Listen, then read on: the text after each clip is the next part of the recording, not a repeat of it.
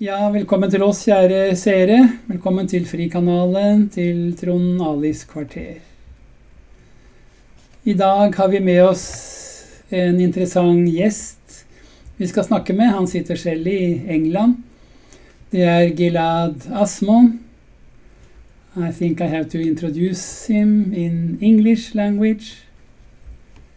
Gilad Atzmon, welcome to our program. We are happy to have you with us, and we look forward for sure to an interesting talk, we hope. Gilad Atzmon, he was born in Palestine, Israel. He grew up as a devoted Israeli, patriotic Israeli. He went into the Israeli army and started to reconsider his position. He saw this Israeli army, its practice, its ideology, and he started to develop a new way of thinking, bringing him from this Israeli position towards humanism. And today he is a strong supporter and worker for justice, supporting the Palestinian cause. I hope I have understood this correct. Gilad, you have to correct me if something is wrong in it. At least, welcome to us. We are happy to have you with us, and we look forward to this talk with you. So again, welcome, Gilad Atzmon. You were pretty right. I was born in '63 to a pretty nationalist Israeli family, and I wouldn't call it Zionist because for us Israelis, Zionism is something that really died or ended or accomplished itself in 1948, because Zionism initially promised to erect a Jewish state, and this state was formed in 1948. So at that point in time, for the Israelis, I'm not talking about the diaspora Jews, Zionism has fulfilled itself, and a new discourse starts, and it is the discourse of Israeliness. So I was born in Israel, and as a youngster I was very committed to this idea of Israel. Now, what was the idea of Israel or Israeliness? It was to break away from the Jewish ethos and to start a new path, a new harmonious path.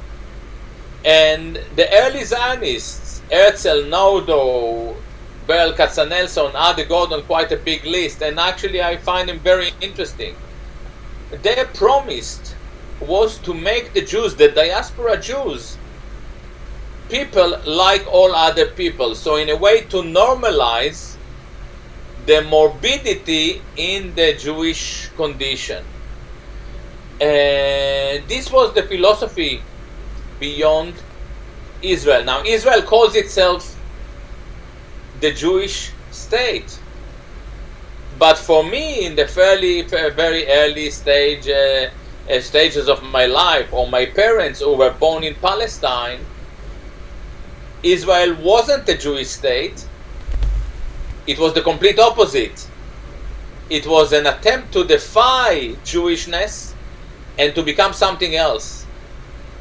Nationalist, to be bonded to the land. This is why we see labor Zionism. This is why we see the rise of kibbutzim, all those collective settlements on the land. Kibbutz is the antithesis of the diaspora Jew in the eyes of the Zionist. The kibbutz is there to settle on the land and to live socialist life. It is in the Zionist mind, the early Zionist mind, is the antithesis of the perception of the diaspora Jew as a capitalist, as a banker who is removed from the land. And we were very excited about this idea. The one thing that we didn't really realize, that the land belonged to someone else, i.e. the Palestinians. We had some rumors about it. I was born in 63, so I wasn't a witness for what happened in 48. Even when I talked to my father, who was maybe 9 years old in 48, he was a bit wishy-washy about it, and so were others in his generation. And my father was born in Palestine to a family that lived already for quite a while in the region. So he was basically proper Palestinian. And even he, as a kid, could, at the time, could speak about it. He understands it more now, I think. Anyway, we were very patriotic. I was very committed to the Zionist, or to the Israeli patriotic narrative, I should say. And then, at the time of the Lebanon War, 82, first Lebanon War, I was a soldier. I joined the Israeli army in 81. And what I saw there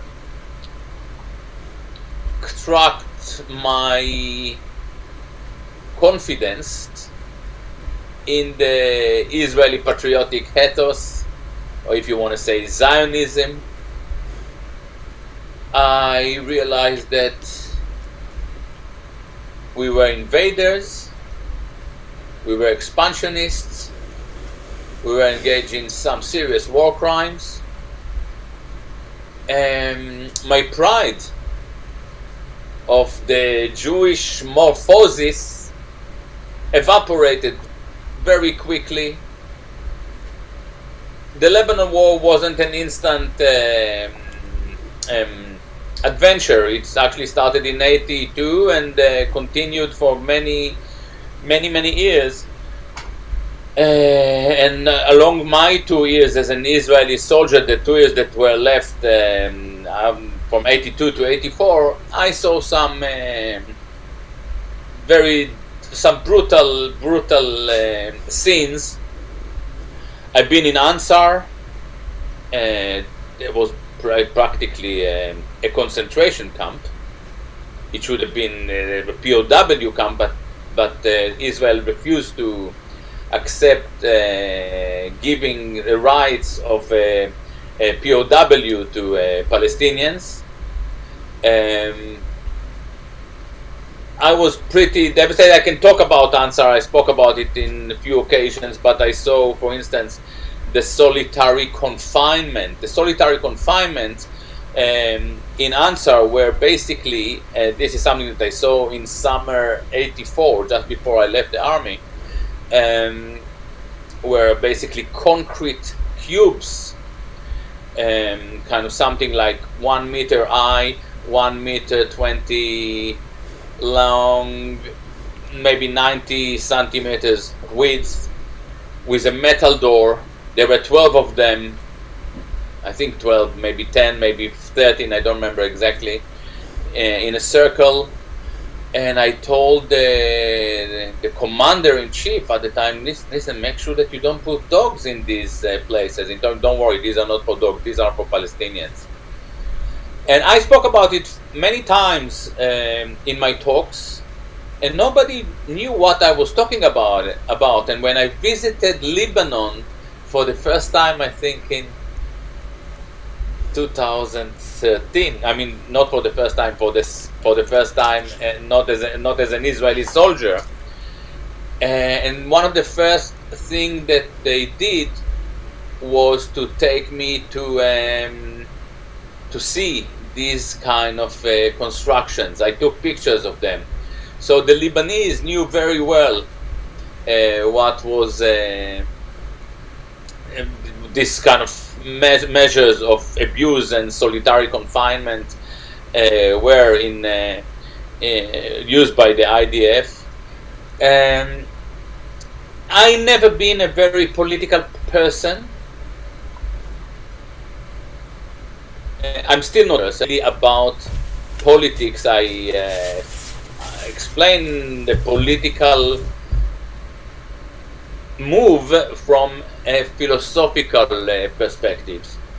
But anyway, in '87 I was very unhappy after what I saw in the Lebanon war, and realized that it was just a question of time before I drift away from Israel. But in '87, the first Intifada, I realized for the first time that for me to live in Palestine was actually to participate in a crime. I was living on someone else's land. It wasn't entirely my fault. I was born there. But I realized that it will be very difficult to resolve. Who was the owner of this land? What is the history of this land? You're right. It's how stupid of me not to mention. I was living obviously on Palestinian land. Of course. I thought. I take it for granted that people understand. Yes, I'm sure they understand. But I'm sorry. You're absolutely right. But still, I was a young student, a musician in the beginning of my career. I did very well in Israel, and at the time, I had the wrong feeling, but I had good enough reasons to be mistaken, that still at least half of the Israeli people were supporting peace and reconciliation and to bring this conflict to an end. Few years later, '92, we became aware of the Oslo Accord. And for me, the Oslo Accord was the end of the road. And you may say, how is it possible? Oslo Accord was kind of a peace agreement. By '92, I realized that the Palestinian cause was all about the right of return. And it seemed very reasonable to me, because if my family, my father family, they lived in Palestine, and they were not exactly idealists. They were there. They were not Zionists. But my other side, my father, my grandfather, my mother's father was ultra right-wing Zionist idealist, and he came to Palestine because he believed that he has the right to return to his land. To return to what land? To return to a land that allegedly was promised to him by a God 2,000 years ago. It took me many years to understand that it's quite convenient to be a Jew, because you invent a God that loves you more than anyone else and give you other people land. Now, if I come to a mental therapist and tell, listen, man, I had this kind of an idea of a God that really loves me, and he give me your clinic, he will call emergency services, and I will be detained in a psychiatric hospital. But when it comes to this identity, this collective identity, this is what they really believe. They invented a God that gave them a land, that make them chosen, that punish them with all this kind of impunity and so on and so on. And I started to realize that there is something uniquely wrong about this perception. But because I wasn't a political person, and again I want to go back to Oslo, I realized that Oslo wasn't really an attempt at harmony and reconciliation, which is what peace means for me. Holocaust was about shalom. Shalom is not peace. Shalom in Hebrew, in modern Hebrew, means security for the Jews. It's not harmony and reconciliation. It's not something that we saw that happened between Germany and France, or Germany and Britain, or Germany and Norway after World War II. All right, we had a war, we did some horrible thing. Okay, it's a new path. The Oslo Agreement was about keeping the Palestinian in Gaza, in the West Bank, in the diaspora, and Israel living in secure borders. And my first instinct was, I get out of here. I realized that if it leads anywhere, I don't want to be in the place where it leads to, because it's to establish a form of severe unjust. And if it collapses, as it collapses at the moment, as we speak, I definitely don't want to be there. I told my wife, my young wife at the time, she's still with me, shockingly enough. I told, listen, you can decide whether you want to stay or to join me, but I am not going to start a family in this place on someone else's land. I'm out. Now, it is very interesting, and I never spoke about it. At the time of the first Intifada, we were buying our first house, and I never spoke about it. But you know that the current escalation started, actually not in Jerusalem, it started in Jaffa, near Tel Aviv. There were some fights between Palestinians, Israeli Arabs they call them, in Jaffa, and rabbinical community, Orthodox community of settlers that moved to live in Jaffa, and so on and so on. And it brought to my mind, I kind of remembered that before I left Israel, when we bought our first house in Israel, we bought kind of a very, very small one-bedroom house. It was quite cute. Some friends told me, Gilad, why do you spend money on a house? You are an artist with kind of a growing name. We can sort you out. And soon after, I was called by an Israeli company and told him, listen, with your credential as an artist, we can give you a house in Jaffa. It's basically kind of a lease, so you pay something very little, something like maybe $1,000, and you get it for 99 years. And I asked him, tell me more, and he said, yeah, these are houses of Palestinians that were 1948, ethnically cleansed 1948. Now this is exactly where the clashes started, because the company that approached me, Amidar, was the same company that was about to lease those houses to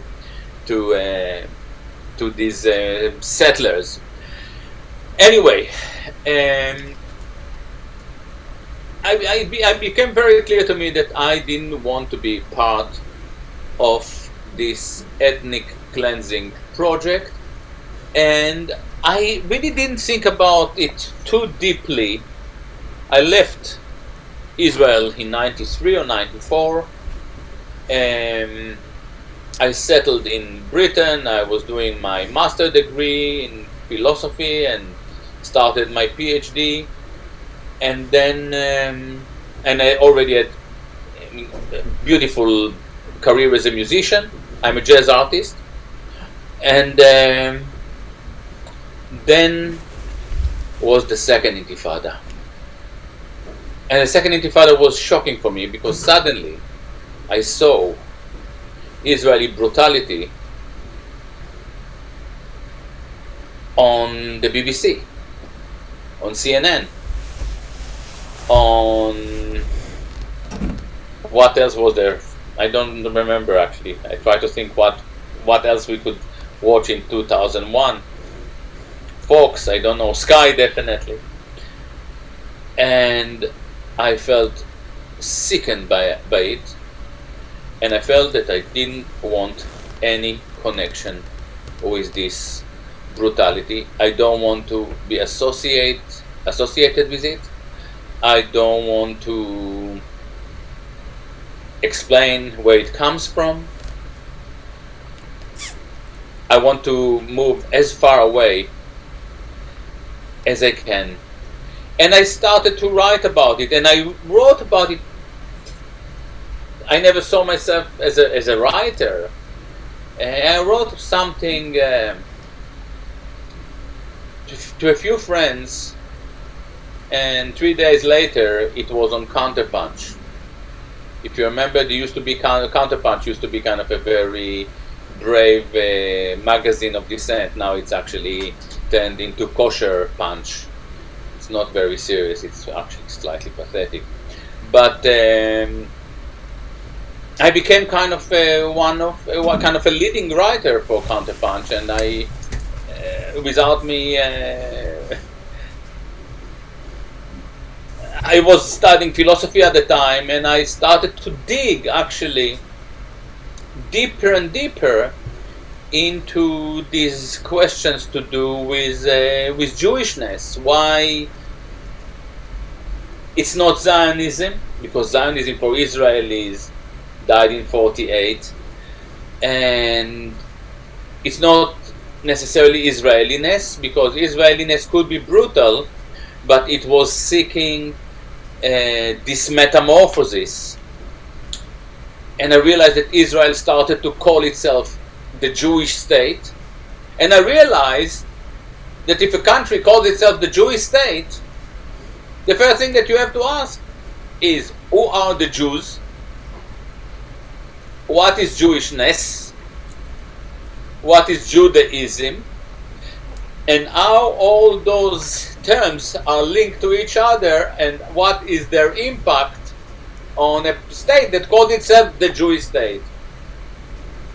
When I started to ask these questions, I saw a lot of resistance. And the first people who tried to silence me were not the Zionists, so to say.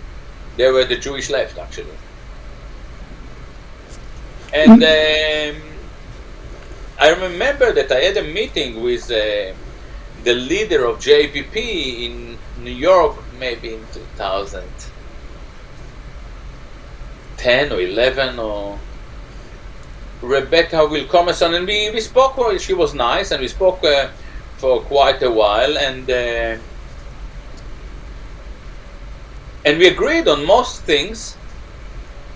And then she told me, listen, we really want you to... We're really happy with what you're saying, but we really want to make sure that you stop talking about the J word, Judaism, Jewishness, and you concentrate on the Z word, Zionism. And I told her, how can I? And no one in Israel, and she knows it very well because her husband is an Israeli, and I knew his mother very well. She was the great Israeli theatrical talent. She knew very well that Israelis don't see themselves as Zionists. They don't even, if you call an Israeli Zionist, they laugh at you. It's kind of an... But may I add to these points? It comes to my mind that the President of United States recently announced that he is a Zionist. What does he mean by such an expression, you think? Exactly. Now, there are some issues like Christian Zionism. Christian Zionism is actually a very deep concept that goes actually well beyond Israel, and obviously in America at least, it's and actually in Britain as well, and the Balfour Declaration and so on and so on. It's a very interesting concept, but for Israeli Jews, Zionism was a very specific term, and this term meant a revolution, and this revolution ended in 48, and from that point we were living in the post-revolution era. For diaspora Jews, for Norwegian Jews, I don't think that you have many of them, or English, British Jew, an American Jew, to be a Zionist is to dream of going through this revolutionary process. But once they settle in their, in this West Bank settlement, Zionism has been accomplished. They are now becoming Israelis. Anyway, at the time I realized that there is a big duplicitous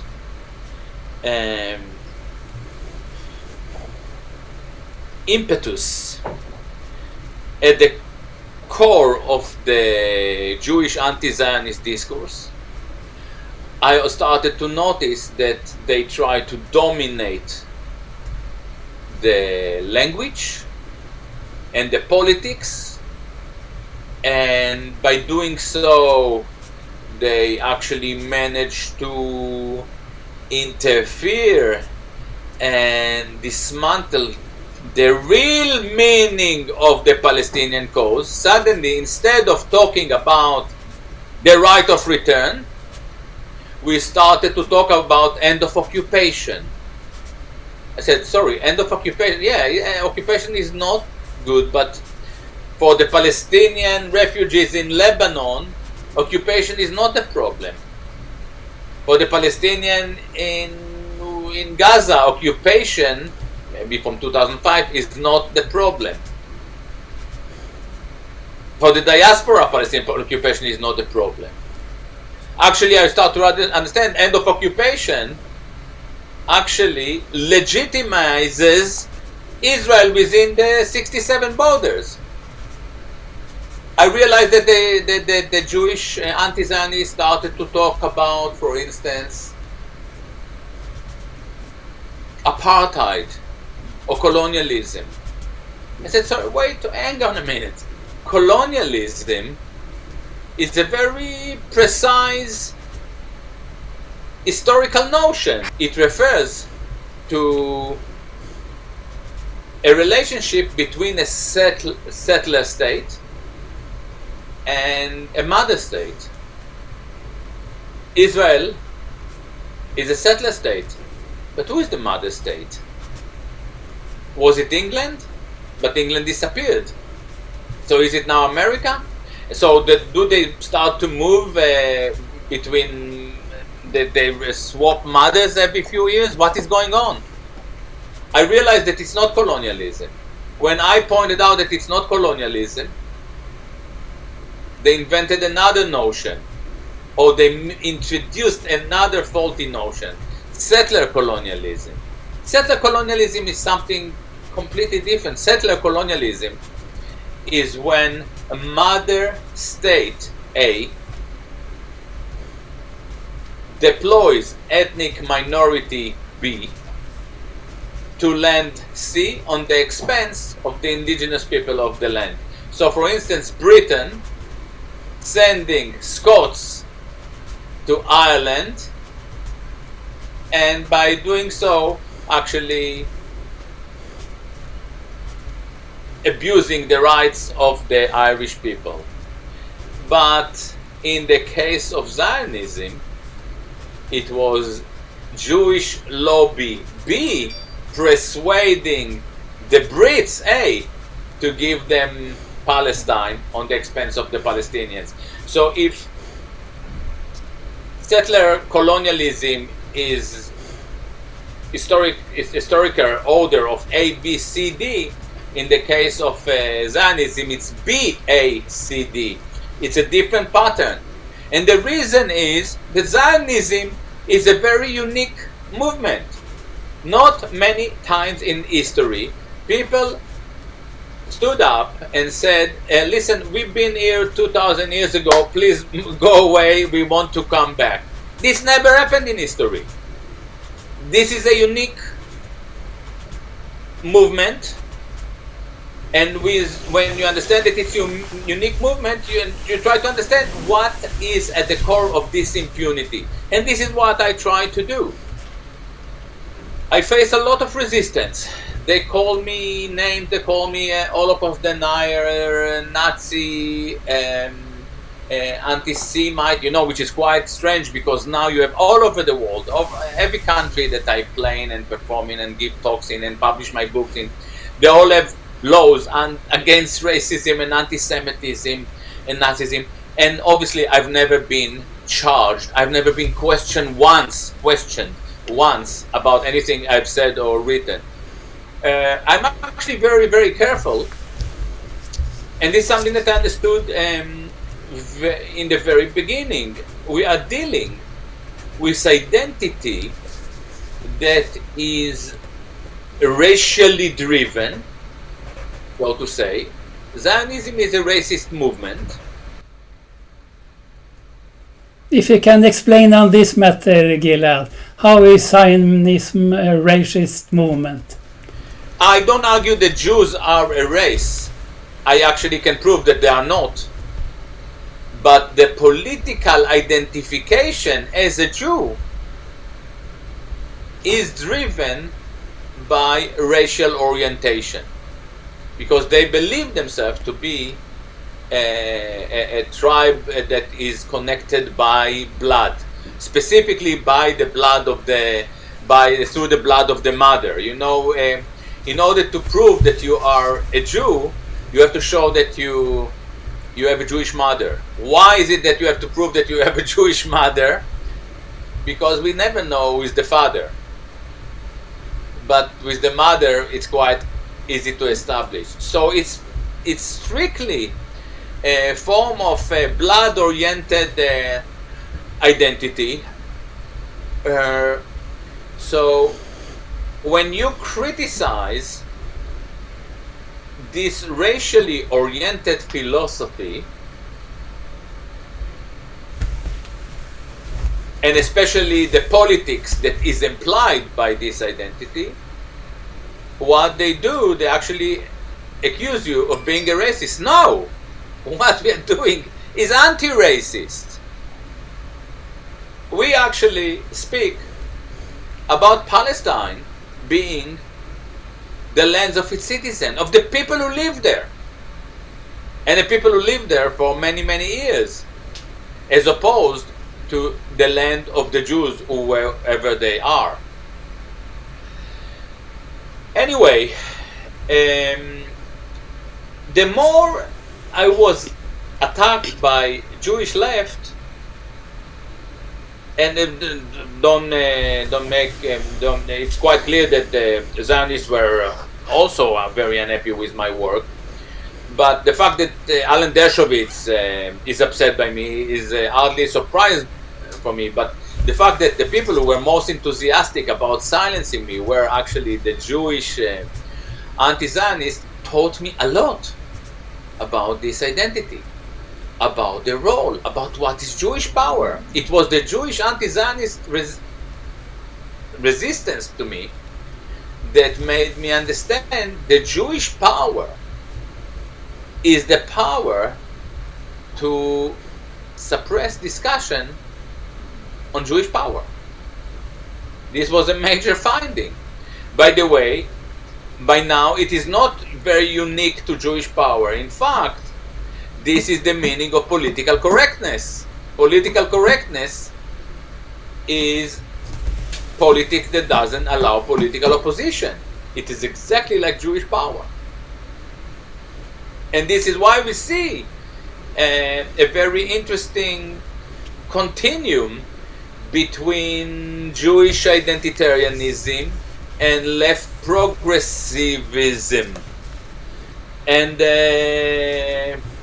if you want to continue to talk about this identitarianism and this ideological, spiritual, cultural continuum, so we see Jewish identitarianism, identitarianism in general. There are a lot of people now that are defined biologically, that are defined politically by their biology.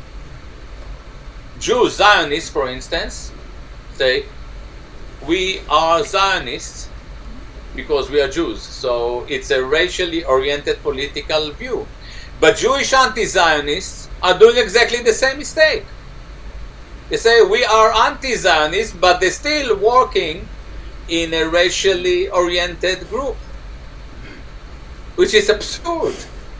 And then you look at other identitarian groups such as transsexual, lesbians, black. We have more and more groups that are actually operating in biologically oriented political identification.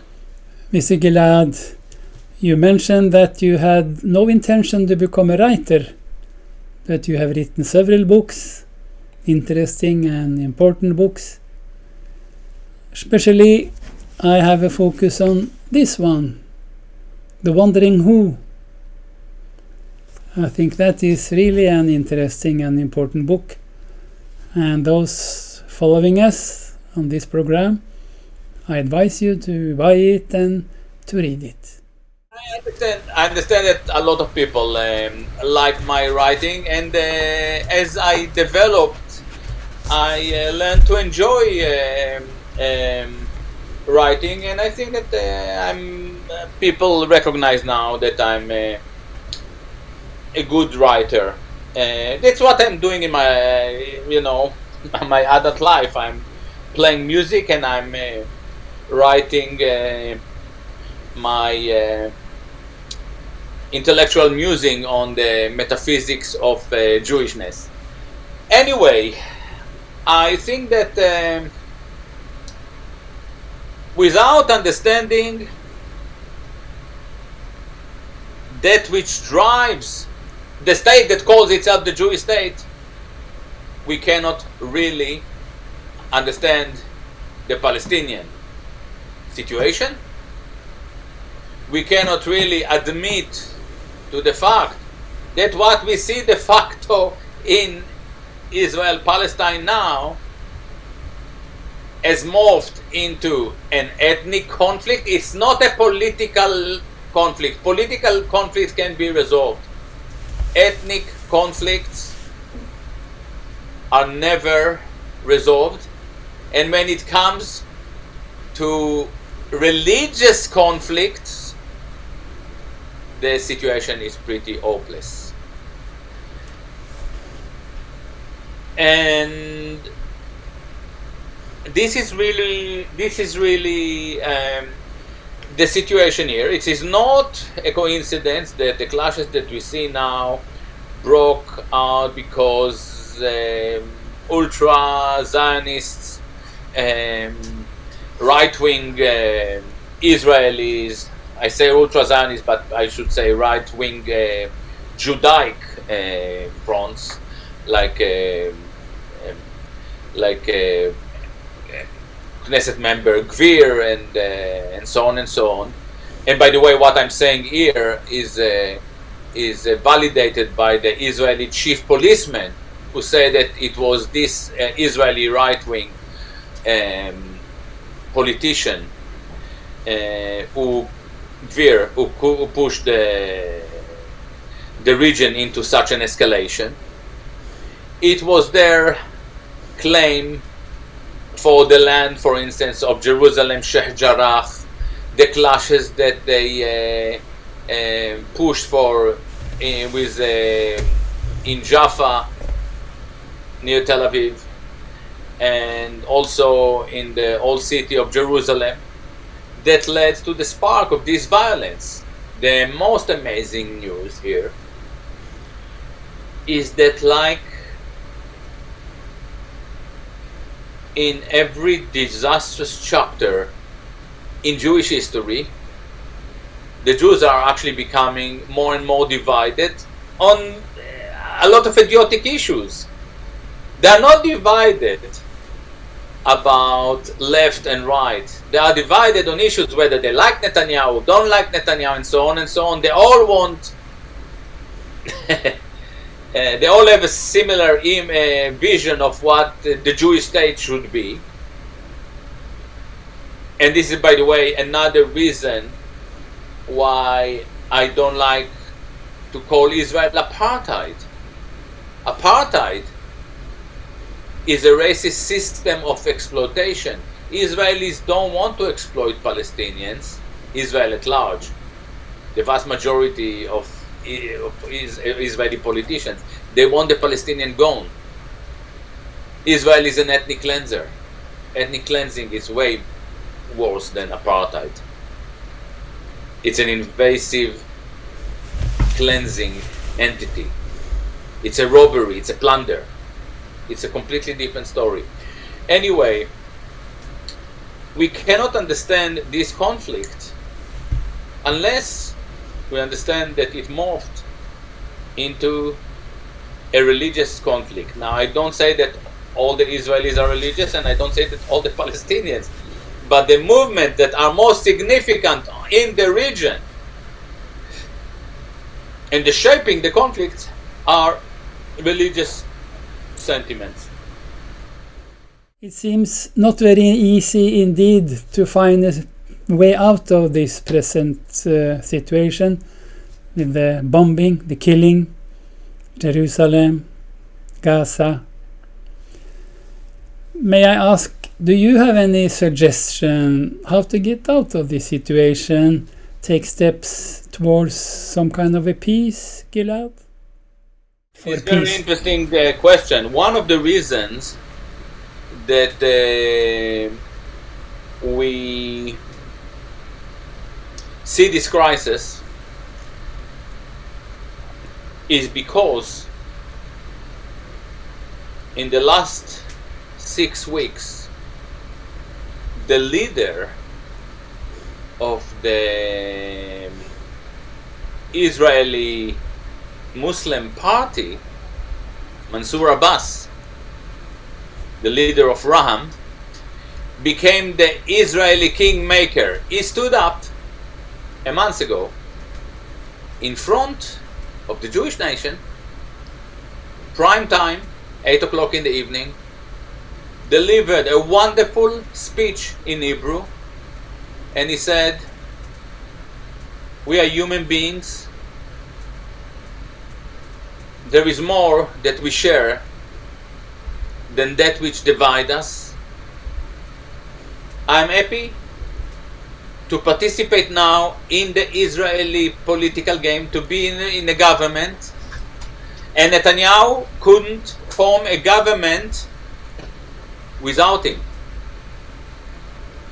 He moved forward, and Netanyahu needs the government not because he likes Arabs or Muslims, but because he tries to cling to power because he faces some serious legal issues. When we look at this conflict, the only people who hold the key to a solution in the region are the Palestinians, and maybe even the Islamic party. And why? Because Islam is fundamentally a reconciliatory, a peace-seeking precept. It tries to put people together. It's universal. Judaism is tribal, which is not a problem. I don't have issues with tribalism, and by the way, as we know, some of the most pious Jews in Israel actually support Palestine. Judaism is tribal. the ideology. I'm moving beyond the cult, beyond the religion. I'm moving into the ideology, the cultural ethos that keeps Jews together, in the left, in the right, is racially oriented. Again, Jews are not race, but Jewishness is racially oriented. B, it is extremely tribal. And it is defined by antagonism. I can give you a lecture why Jewishness evolved into such an antagonistic precept, but the most important issue that we have to understand now is that people who hold antagonistic tribal views are fearful of assimilation. Zionism came to life when Jews were assimilating in Europe. They were terrified. The Zionists were terrified. They said, if we assimilate, we are going to disappear. Oy vey. Judaism was created, as we know it, it was created in Babylon, where Jews were assimilated. And I'll tell you, you don't have to go very far. I can come with an example that a lot of people will understand. For instance, feminism.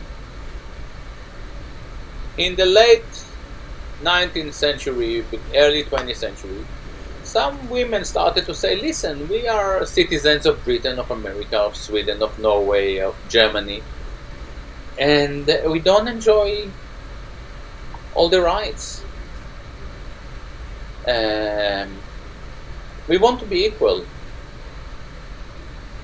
And some people are getting upset by it, and they start to fight for it, and many of us agree that women should be equal, and then finally they achieve equality.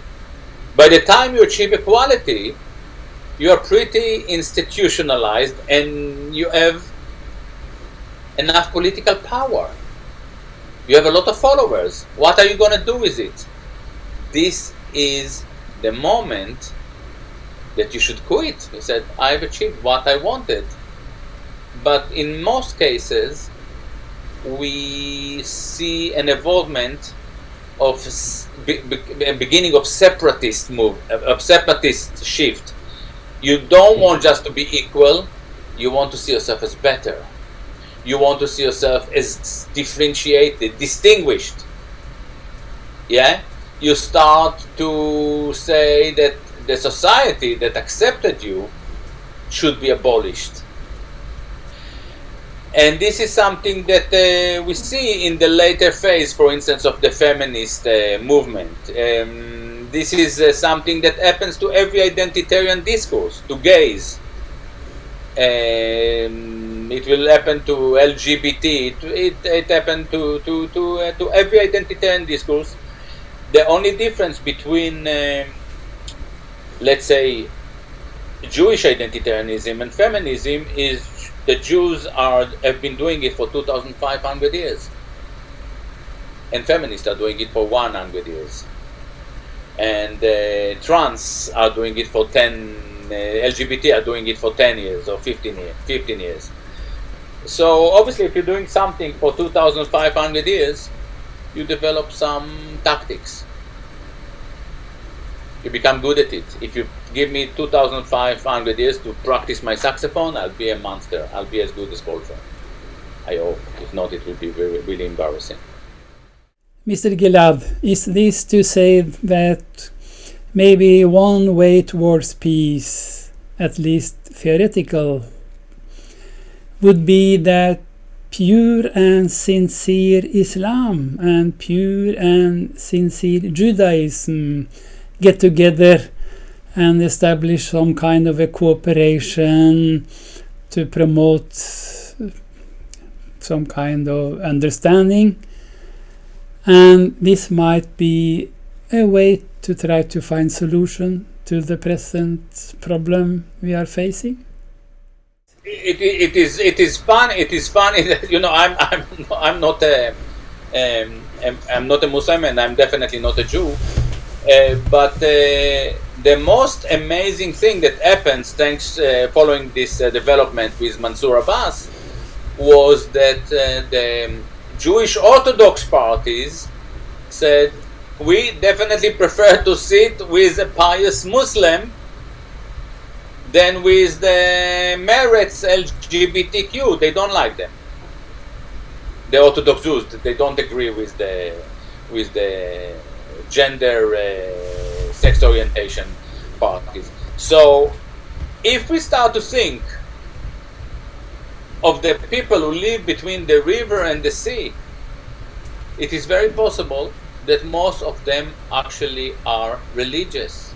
So there is more chance of a bond between the Muslims. And within the context of such development, it is clear to me that quite a few Israelis will feel uncomfortable, probably most of my friends. And by the way, they feel very uncomfortable already for many years. They are very jealous of me making the move so many years ago. And it is also possible that a lot of Palestinians will feel very uncomfortable. Many Palestinians actually would like to live the life of free Israelis. This is something that we must acknowledge. In fact, Israelis are shocked by the fact, by the scale of the uprising in the Palestinian, in the Israeli Arab community. They're shocked by it. Mr. Gilad, we started this discussion focus on the present war, trying to propose some kind of way towards peace. Do you have further comments on this situation? What might be your conclusion in this respect, Gilad? The situation is amazing on every possible level, because there is no military match between Israel and the IDF and the Israeli Air Force or the Israeli Navy and the Hamas.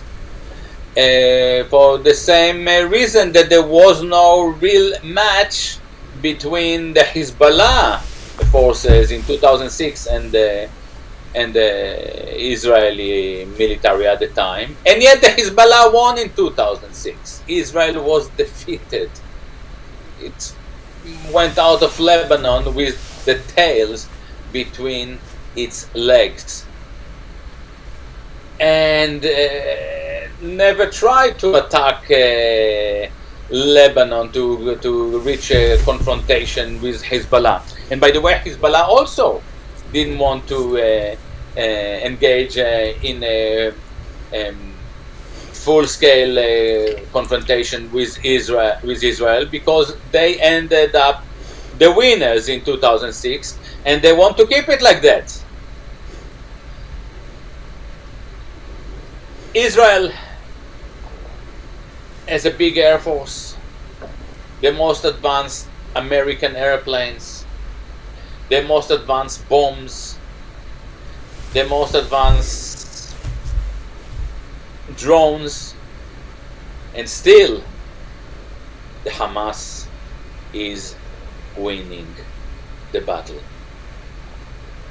And this is an astonishing development. And by the way, you know, it's not the first time. When you look at Vietnam, American army had 10 times more firepower than the Viet Cong, and the Viet Cong won,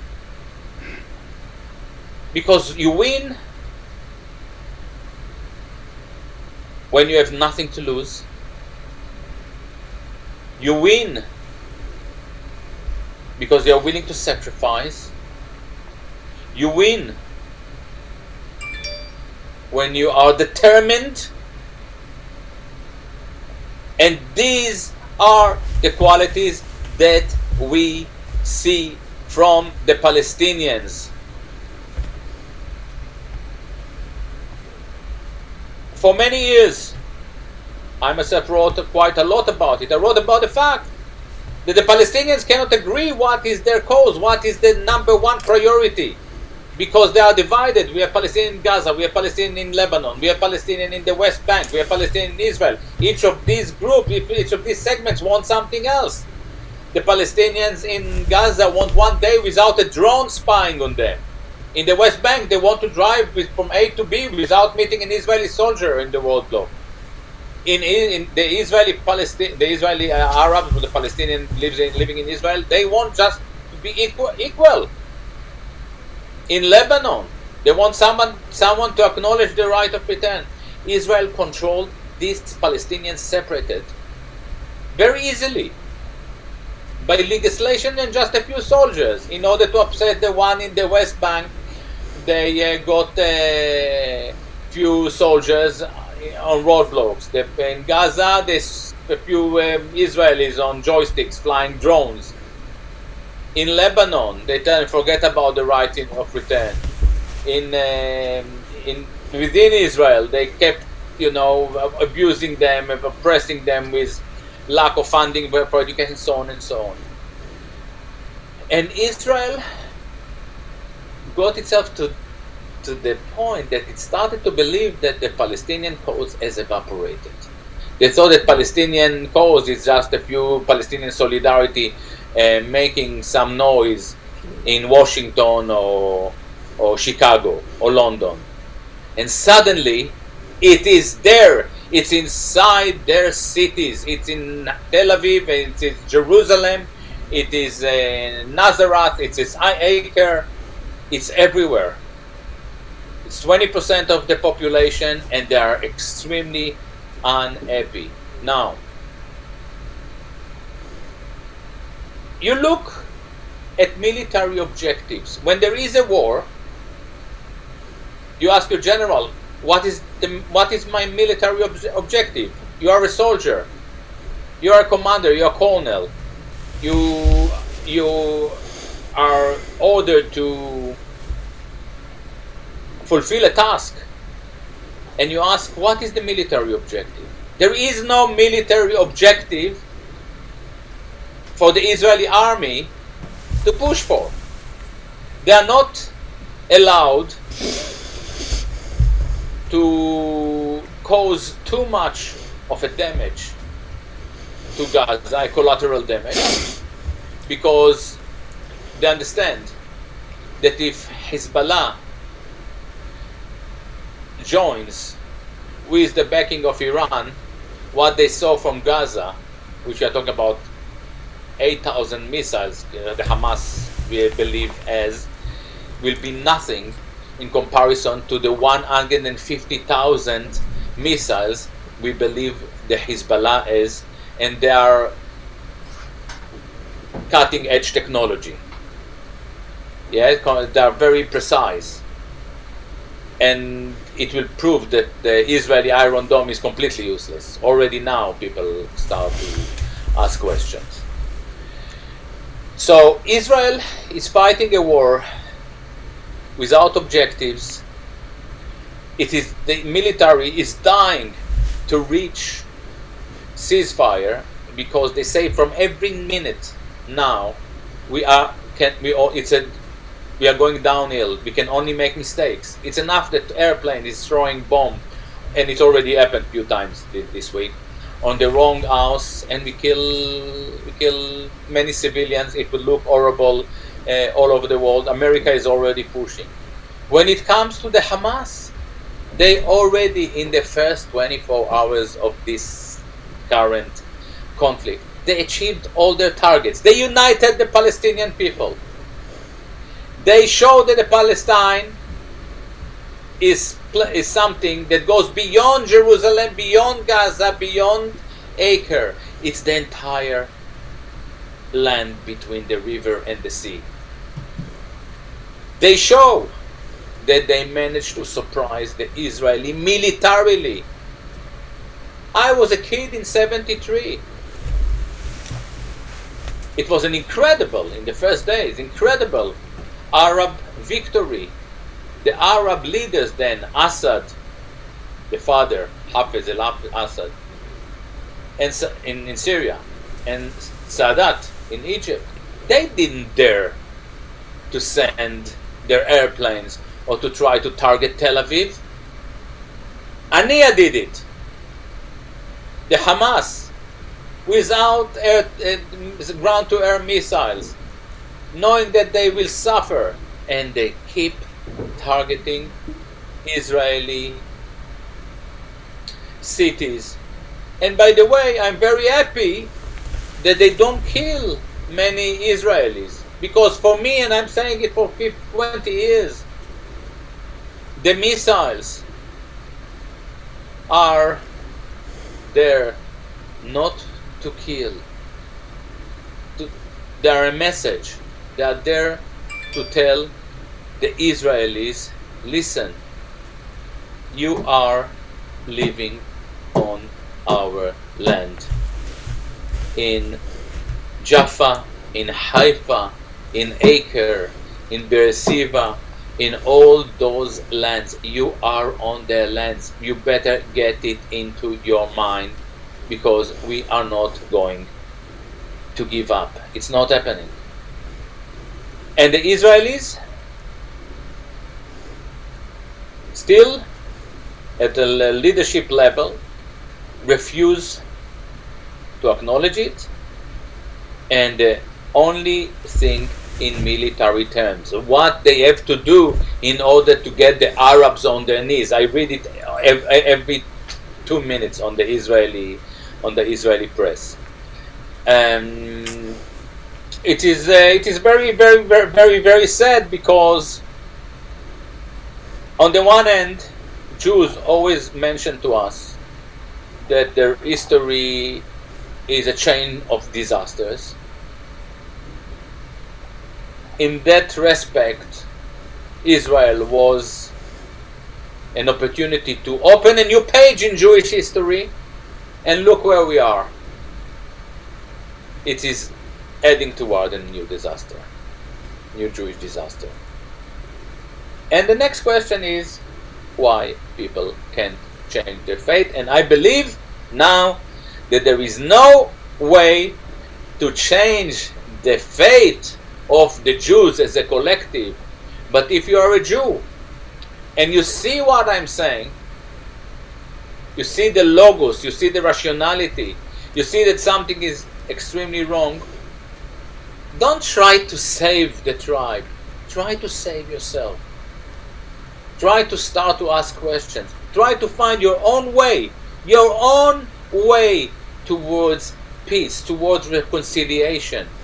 And for me, this is the biggest message of Jesus Christ. Turn the other cheek. When somebody attacks you, you can retaliate, you can fight till the end of days, and you can say, okay, you want to do it again? Come. And this is how I try to deal with my enemies, and they never stop. But at least I know that my spirit is clean. I learn to enjoy it. And this is my biggest recommendation to Israelis. Look in the mirror, find your way as a person.